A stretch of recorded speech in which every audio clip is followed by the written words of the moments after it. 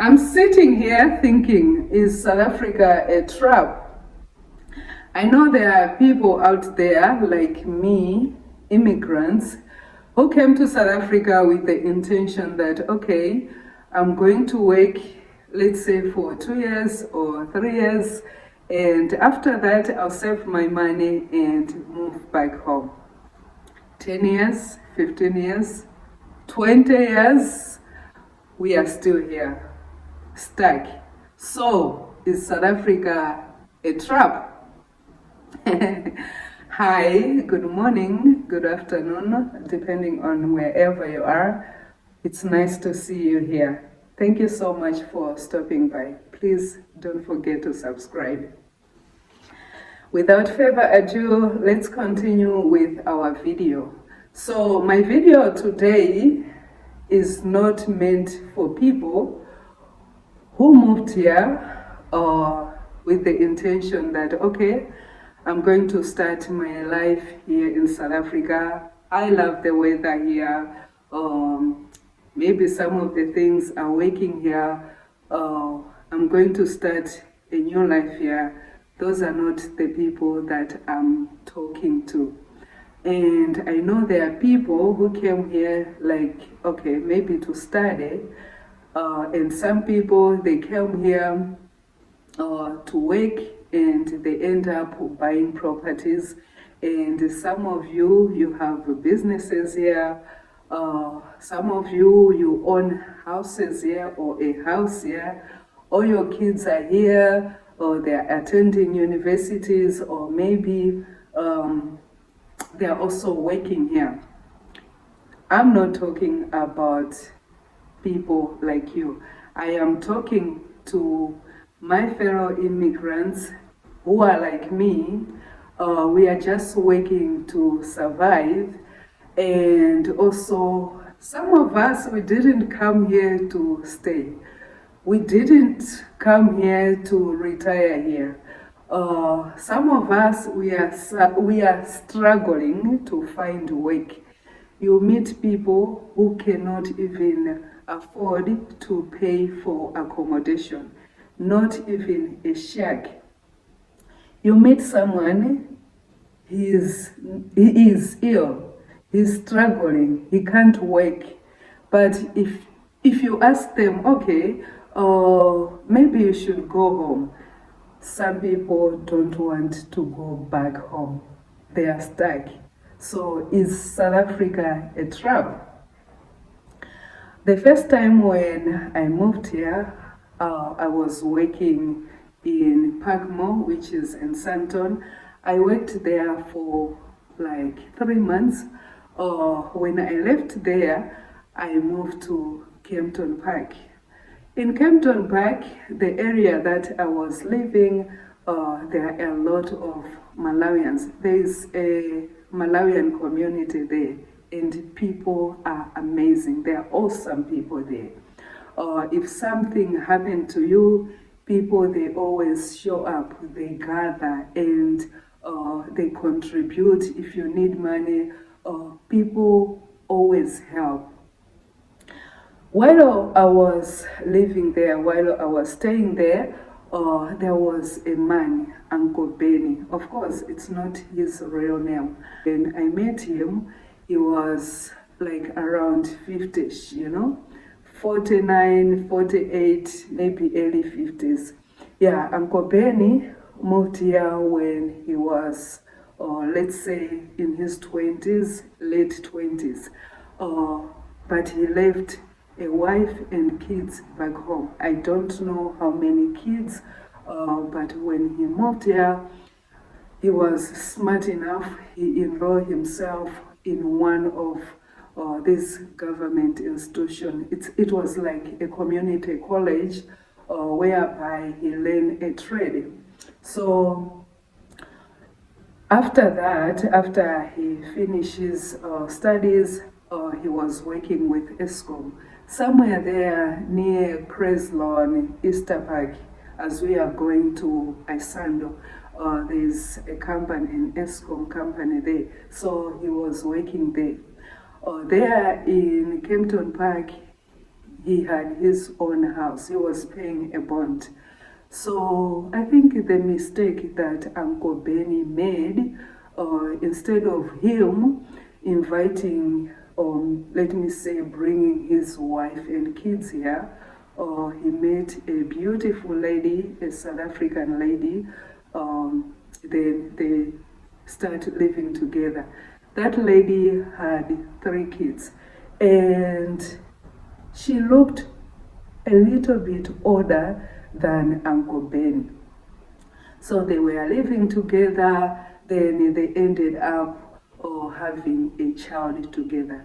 Remember, the lady had 3 kids already. That means it was now a family of 6 people. I think for Uncle Benny, it was also like a big of a responsibility, paying the house bond. He also had a car, maybe insurance, petrol, also feeding the family, because as I remember, I don't think the lady was working. She was just like, okay, walking around the area. I can't remember seeing her going to work. So after some years, Uncle Benny lost his job. Then he was staying at home for like maybe a year and some months. Then all of a sudden, Uncle Benny started losing weight. Of course, while he was not working, it's not like he was just sitting at home. He was also doing some small jobs here and there, but he had also some rooms in the yard. Yeah, those outside rooms, because I used also to rent one of his rooms. So after some time, I think the marriage or the relationship with the lady was not working, so Uncle Benny ended up moving out of the main house. Yeah, so he was living in one of those outside rooms. The lady had boyfriends, so he would come with a boyfriend or staying in the main house. It was not only one man, because we used to see different types of cars coming in and coming out. Uncle Benny had no power. They tried each and every time when he's like reacting or maybe talking to the lady. The lady used to call the police, and the police would come and ask Uncle Benny to leave the house. Things like that, you know. Uncle Benny lost weight, and we just heard one day that he was admitted. He was in hospital, and that was it. Uncle Benny didn't come back home. When he was ill, I couldn't stop but wondering why Uncle Benny doesn't want to go back home, because life has changed. Uncle Benny is not at peace. Uncle Benny is not well.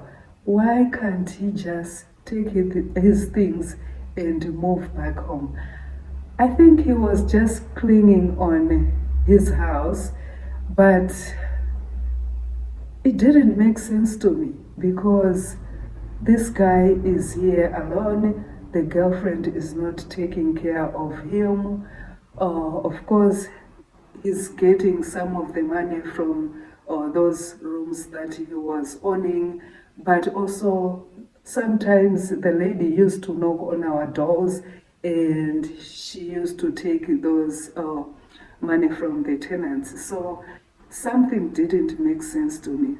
But later, when I heard Uncle Benny's story, because at his funeral, as I mentioned, that in that community, people always show up. When Uncle Benny passed, people sat down and we contributed money to send Uncle Ben's body back home. So people tried to find out about Uncle Benny's relatives' whereabouts, and one guy showed up, and the story was that Uncle Benny left his wife and kids back home, and he was not visiting home since he met this South African lady. So maybe he just felt embarrassed to go back home while he was slim or he was sick, and he was also not looking very well.